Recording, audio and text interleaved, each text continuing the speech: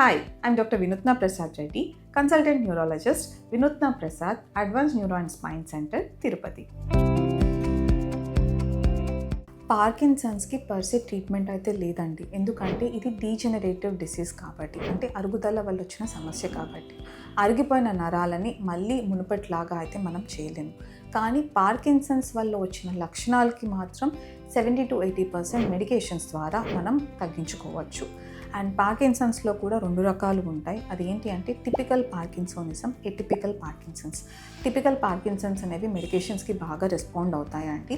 So మెడిసిన్స్కి respond కాకుండా కొంచెం ర్యాపిడ్గా progress అయ్యే వాళ్ళని మనం ఏటిపికల్ పార్కిన్సన్స్ అంటాము.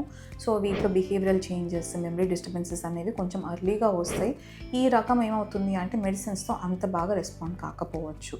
కానీ అట్ ద ఎండ్ మన ఫైనల్ గోల్ ఏంటి పార్కిన్సన్స్లో అంటే వాళ్ళకి కంఫర్టబుల్ లైఫ్ ఇంకొన్ని ఎక్స్ట్రా డేస్ మనము ఇవ్వగలగాలి. సో ఈ గోల్ పెట్టుకొని మనం పేషెంట్స్ని ట్రీట్ చేయాల్సి ఉంటుంది.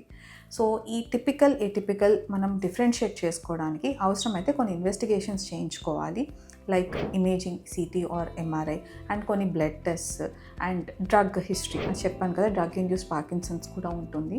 సో ఏదైనా డ్రగ్స్ వల్ల వచ్చాయి అంటే ఆ డ్రగ్స్ ఆపేసుకుంటే పార్కిన్సన్స్ లక్షణాలు కొద్ది వరకు మనము వెనక్కి తగ్గేలాగా చేసుకోవచ్చు. పార్కిన్సన్స్తో కనుక మీరు బాధపడుతున్నట్లయితే you can contact me at Vinutna Prasad, advanced neuro and spine centre, Tirupati.